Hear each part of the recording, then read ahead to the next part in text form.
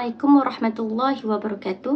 Nama saya Siti Hasnah binti Ahmad Hadani, nombor metrik 074858. Okey, dalam video ini kami akan membentangkan mengenai tajuk keberkatan pahala bacaan Yasin yang disedekahkan kepada si mati.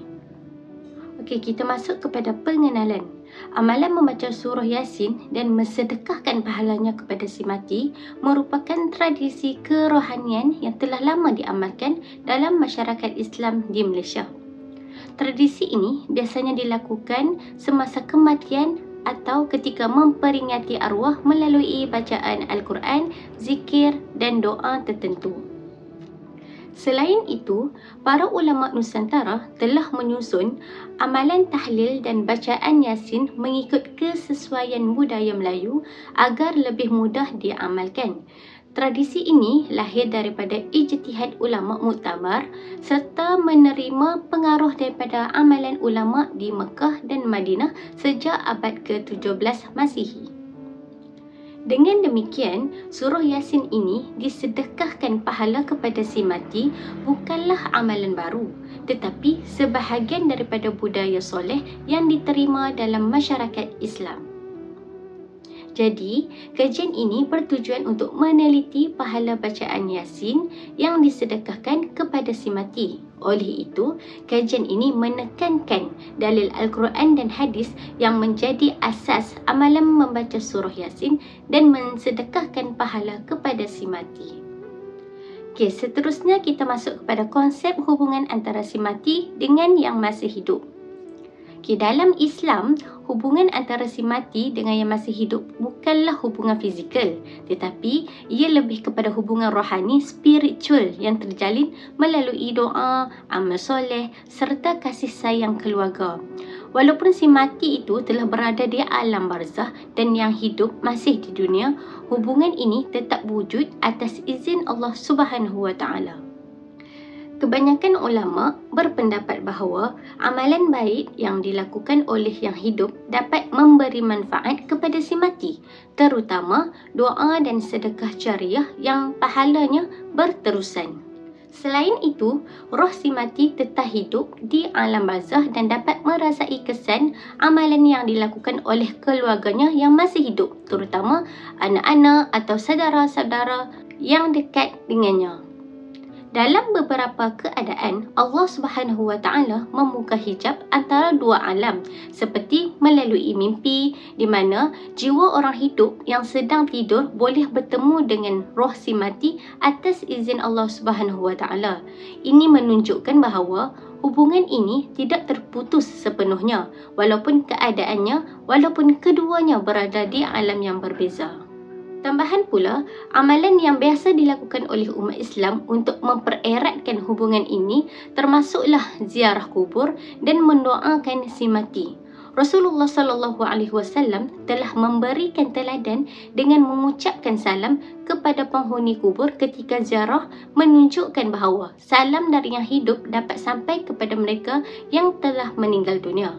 Namun, perlu diingat bahawa segala hubungan ini adalah atas keizinan Allah Subhanahu Wa Taala dan tidak semua orang dapat mengalaminya secara langsung. Secara keseluruhan, hubungan antara si mati dengan yang masih hidup dalam Islam adalah hubungan yang bersifat spiritual dan bergantung sepenuhnya kepada izin Allah Subhanahu Wa Taala. Hubungan ini menjadi medium kasih sayang, doa dan amalan soleh yang dapat memberi manfaat kepada si mati serta menguatkan ikatan kekeluargaan dan spiritual antara dua alam. Nama saya Siti Mariam binti Said Ahmad, nombor metrik 074892. Seterusnya kita pergi kepada dalil dan hukum bacaan Yasin untuk si mati. Terdapat beberapa dalil yang berkaitan dengan amalan membaca surah Yasin untuk si mati. Antara hadis yang sering dirujuk ialah hadis riwayat Imam Ahmad, An-Nasai, Abu Daud dan Ibnu Majah. Iqra'u Yasin 'alal mautakum. Maksudnya, bacalah surah Yasin kepada orang yang meninggal dunia dalam kalangan kamu. Antara ulama yang menilai hadis ini ialah Abu Daud, yang mana Abu Daud menukilkan hadis ini dalam sunannya tanpa sebarang kritikan dan menunjukkan hadis tersebut boleh diterima dan tidak tergolong dalam kategori dhaif. Selain itu, Ibnu Hibban pula menilai hadis ini hadis yang sahih, manakala Imam An-Nawawi dalam Al-Azkar menganggap hadis ini dhaif kerana terdapat perawi yang majhul dalam sanadnya. Menurut Pejabat Mufti Negeri Perlis iaitu Prof. Datuk Dr. Muhammad Azli Zainul Abidin menyebut bahawa Al-Hafiz Ibnu Hajar Al-Asqalani ini dalam Talqis Al-Habir menilai hadis ini hadis dhaif disebabkan majhuliyah perawinya iaitu Abu Usman dan bapanya. Tambahan pula terdapat berlaku kekeliruan dalam sanad seperti yang dinyatakan oleh Imam An-Nasai dan Ibnu Majah, mana khususnya berhubung dengan penyebutan nama bapa perawi. Walau bagaimanapun dikatakan hadis ini dhaif, akan tetapi banyak riwayat-riwayat lain yang menyokong dan menjadi amalan orang-orang terdahulu membaca surah Yasin bagi si mati sejak zaman salafus salih. Seterusnya, Syekh Al-Islam Ibn Taymiyah radhiyallahu anhu pula berpandangan bahawa membaca surah Yasin kepada orang yang hampir mati adalah disunatkan dan digalakkan. Mana menurut beliau, lafaz maut takum yang terdapat dalam hadis itu merujuk kepada orang yang hampir mati, yang mana orang yang sedang menghadapi sakaratul maut dan bukannya orang yang telah meninggal dunia. Oleh itu, tafsiran ini disokong oleh hadis daripada riwayat Muslim iaitu lakinu mautakum la ilaha illallah. Maksudnya, sebutkan ataupun ajarlah kepada orang yang hampir mati iaitu kalimah la ilaha illallah. Oleh itu, amalan membaca surah Yasin kepada orang yang hampir mati ini dibolehkan dan dianggap sunat menurut sebahagian besar ulama. Selain itu juga, para ulama juga bersepakat bahawa menghadiahkan pahala bacaan Al-Quran kepada si mati adalah harus dan sampai kepada mereka berdasarkan dalil-dalil umum yang mengiktiraf sampainya pahala amalan kepada orang yang telah meninggal dunia. Namun, isu membaca Al-Quran di tanah perkuburan ini kekal sebagai perkara khilaf dalam kalangan para ulama sama ada ia dibolehkan ataupun sebaliknya. Seterusnya, nama saya Mawaddah binti Muhammad Nur, nombor matrik 073832. Jadi, kita teruskan pembentangan kita pada bahagian keutamaan surah Yasin dalam Islam. Surah Yasin dianggap sebagai salah satu surah yang mempunyai kedudukan istimewa dalam kalangan umat Islam. Ia digelar sebagai jantung Al-Quran kerana kandungannya merangkumi asas-asas penting dalam kehidupan beragama. Antaranya termasuk kekuasaan Allah Subhanahu Wa Taala, kebenaran hari kebangkitan dan tanggungjawab manusia terhadap setiap perbuatannya. Dalam surah Yasin, ayat-ayatnya memberi peringatan yang jelas tentang tujuan hidup seorang mukmin dan kepentingan untuk sentiasa beriman kepada Allah Subhanahu Wa Taala. Kandungannya mengingatkan kita bahawa kehidupan ini tidak terpisah daripada perhitungan dan setiap manusia akan kembali kepada Allah. Oleh itu, surah Yasin bukan sekadar surah pilihan, tetapi menjadi surah yang dekat dengan hati kita kerana mesejnya yang menyentuh asas akidah dan tujuan hidup. Selain membawa mesej akidah yang kuat, surah Yasin juga sering dibaca kerana mampu memberikan ketenangan dan kekuatan jiwa kepada pembacanya. Bahasa dan gaya penyampaian dalam surah ini mudah meresap ke hati, menjadikannya antara surah yang paling dekat dengan masyarakat Islam. Para sarjana turut menyatakan bahawa ramai orang memilih surah Yasin ketika ingin meningkatkan ketenangan diri, ketika menghadapi kesulitan atau ketika ingin memperkukuh hubungan dengan Allah Subhanahu Wa Taala. Di rantau Nusantara pula, surah Yasin menjadi amalan yang biasa dibaca sama ada secara individu atau secara beramai-ramai, khususnya pada malam Jumaat atau sebagai rutin harian. Walaupun pengkhususan waktu tertentu tidak ditetapkan melalui dalil yang khusus, para ulama menegaskan bahawa membaca Al-Quran pada bila-bila masa tetap merupakan ibadah yang dituntut.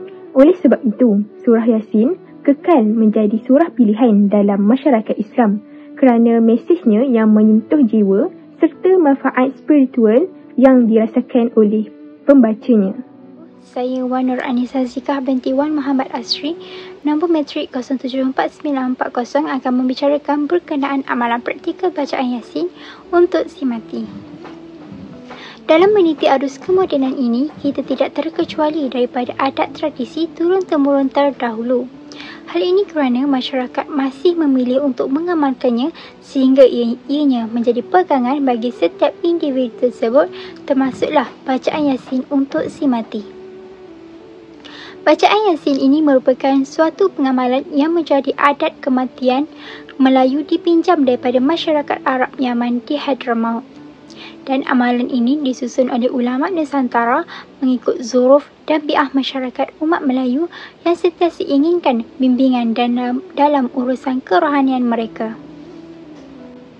Secara praktikalnya, bacaan Yasin ini boleh dilakukan sama ada secara berjemaah atau secara individu dengan dimulai bacaan doa selamat di samping memohon pengampunan serta rahmat kepada si mati. Tujuan amalan ini untuk mengirimkan pahala kepada si mati serta bagi meringankan azab kubur yang bakal dihadapi oleh si mati. Di samping itu, bacaan Yasin ini juga dapat mengingatkan kita tentang kematian yang semakin hampir pada bila-bila masa sahaja. Kesimpulannya, masyarakat Islam digalakkan untuk melakukan amalan ini agar dapat memudahkan urusan si mati serta memperkuatkan akidah umat Islam tentang akhirat. Saya Nishafiqah binti Zahri, nombor kad matrik 074920. Baiklah, seterusnya kita akan pergi kepada manfaat pahala bacaan Yasin kepada si mati. Dan tradisi masyarakat Islam, khususnya di Nusantara ini, membaca surah Yasin untuk dihadiahkan kepada si mati telah diamalkan sejak dahulu lagi. Amalan ini juga berpijak kepada kefahaman pahala amalan orang hidup boleh disampaikan kepada orang yang telah meninggal dunia. Seperti yang sedia maklum, surah Yasin juga sering disebut sebagai jantung Al-Quran. Amalan ini juga sering dianggap sebagai satu sedekah pahala, iaitu sedekah Al-Jariyah, yang mana dapat meringankan sisaan di alam kubur. Menurut Maulana Aisyah Daud Abdullah Al-Fatani mengatakan membaca Yasin bukan sahaja dapat menyampaikan pahala bacaan Al-Quran, tetapi juga dapat meringankannya dengan doa yang penuh harapan dan kasih sayang.